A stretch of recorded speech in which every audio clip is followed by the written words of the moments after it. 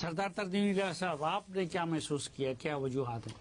آزاد کشمیر میں ایک تو اپوزیشن کا نہ ہونا، اور جب اپوزیشن جب لوگوں کی کوئی بات کرے، لوگوں کے حوالے سے مطالبات کرے، اور دوسرا جو انوار صاحب نے بنیادی طور پہ جو راجہ فاروق قادر خان صاحب بات کر رہے تھے کہ وفاقی حکومت کو بلیک میل کروایا. بجلی جو ہے 3 یا 3.5 روپے یونٹ تو آپ کی کاسٹ بھی نہیں ہے. اچھا، آزاد کشمیر کے لوگوں کا یہ مطالبہ بھی نہیں تھا. مطالبہ کیا تھا؟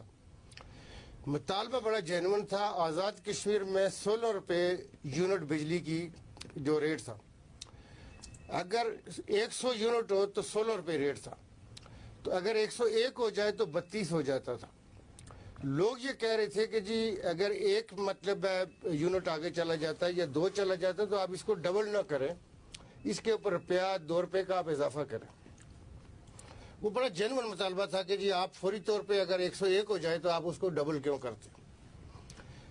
اب جا کے یہ کیا گیا کہ اب آپ نے اس ریٹ کے اوپر آپ اس کو لے کے آگے ہیں کہ جہاں پہ جو بھینسوں کے جانوروں کے باڑے بھی ہیں، جہاں پہ ضرورت ہے، نہیں ضرورت ہے، اتنا غیر ضروری بجلی کا استعمال ہو رہا ہے کہ جہاں پہ آپ کی جینون ریکوائرمنٹ ہوگی وہ پوری نہیں ہو سکے گی. دوسرا یہ ہے کہ آٹے کے حوالے سے، اچھا پھر اس میں یہ ہوا کہ جو آپ کا قانون ساز اسمبلی ہے، جو ریاست کا سب سے مقدس ایوان ہے، جہاں پہ منتخب لوگ آتے ہیں، قانون سازی کرتے ہیں، اس کو باہر رکھا گیا. آٹے کے حوالے سے یہ ہے کہ آزاد کشمیر کی جو ٹوٹل پورے سال کی کنزمپشن ہے وہ 4.5 لاکھ ٹن ہے. 4.5 لاکھ میں سے 1.5-2 لاکھ گندم وہاں پہ پیدا ہوتی ہے. جو باقی ڈیفیسٹ ہے اس کو وفاق سبسیڈائز کرتا ہے.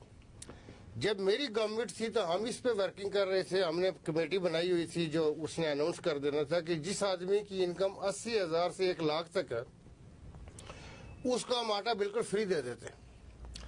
ہمارا کہنا یہ تھا کہ جس کے کتے مکھن کھاتے ہیں، جس کی کروڑوں روپے کی انکم ہے، اس کے پلازے ہیں، اس کے اور بڑے ذرائع ہیں، اس کی ملیں چل رہی ہیں، اس آدمی کو تو سستا آٹا نہیں چاہیے. نہ ریاست یہ بار اٹھا سکتی ہے کہ اس کو سستا آٹا دے. اور پھر ہم نے اس کے اوپر دیکھا کہ آزاد کشمیر میں گندم پیدا کتنی ہو سکتی ہے.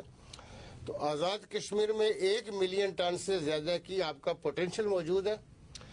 پھر یہ تھا کہ آپ لوگوں کو ترغیب دیں کہ جی آپ اگر اس کی سپورٹ پرائس اچھی کر لیں تو ہمارا پنجاب کا فارمر، ہمارا سندھ کا، ہمارا KP کا فارمر بھی آزاد کشمیر میں جا کے گندم لگائے گا. آپ سپورٹ پرائس اچھی کر دیں. پھر آزاد کشمیر کا جو ذمہ دار ہے اس کے حوالے سے کہ وہاں زعفران کا بہت پوٹینشل موجود ہے کہ زعفران تولے میں بکتی ہے. آپ کی چائے کی کاشت کا آزاد کشمیر کے اندر بہت اچھا پوٹینشل موجود ہے، لوگ بعض جگہوں پہ کرتے بھی ہیں. تو لوگوں کو جو سیدھے راستے کے اوپر ہم نے لگانا تھا وہ چیزیں چھوڑ کے یہ کمیٹیاں بنیادی طور پہ، ان کمیٹیوں کے بنانے میں انوار الحق صاحب خود شامل تھے پورے اس سسٹم کو ہائی جیک کرنے کے حوالے سے. آزاد کشمیر کا دیکھیں جو بنایا ہوا نظام ہے، ہمارے ایک تو ملینز کی تعداد میں مہاجرین پنجاب میں، KP میں، سندھ میں اور بلوچستان میں آباد ہے جو مختلف اوقات میں ہجرت کر کے آتے رہے.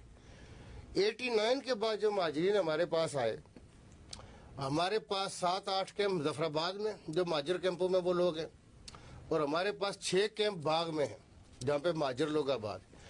آزاد کشمیر کا جو نظام ہے یہ بنیادی طور پہ یہ بیس کیمپ ہے، اور جو LOC کے اس پار جو تکمیل پاکستان کی جدوجہد کر رہے ہیں وہ ہماری آس اور امید کے اوپر کر رہے ہیں کہ ہم ان کے لیے کریں گے. اور پاکستان چونکہ کشمیر کے مقدمے کا ہمیشہ سے بنیادی فریق رہا ہے، آزاد کشمیر میں بھی اور LOC کے اس پار بھی سب نیشنلزم کا نعرہ رہا.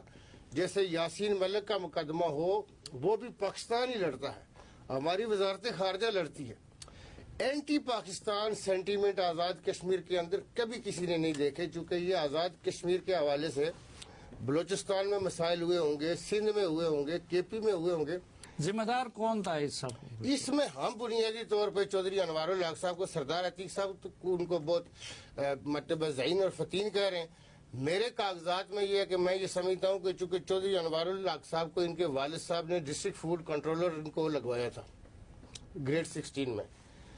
اگر ان کے والد صاحب سمجھتے کہ یہ بندہ سیاست کے اہل ہے تو وہ ان کو اپنے جانشین کے طور پہ، وہ چونکہ ایک سیاسی آدمی تھے، ان کو جانشین کے طور پہ تیار کرتے.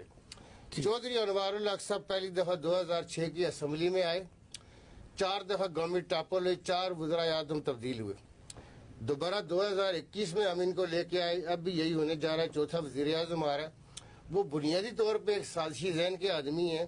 سازش کرنا، نظام کے خلاف سازش کرنا. چلو وہ یہاں پہ موجود نہیں ہے. ناظرین ایک مختصر سی بریک لیتے ہیں، لیکن اس سے پہلے آپ کو یہ بتاتے چلوں، اور الحق صاحب کو ہم نے مدعو کیا تھا پروگرام میں، لیکن وہ مظفر آباد میں ہیں اور ہم نے ان کو ٹیلی فون کا بھی آپشن دیا تھا، لیکن وہ کہہ رہے تھے کہ نہیں، وہ بالمشافہ بیٹھ کے بات کرنا چاہیں گے کسی اور وقت. تو ان سے متعلق جو گفتگو ہوئی یا ہو رہی ہے، تو یہ فورم ان کے لیے حاضر ہے، وہ جب بھی اپنا موقف دینا چاہتے ہیں.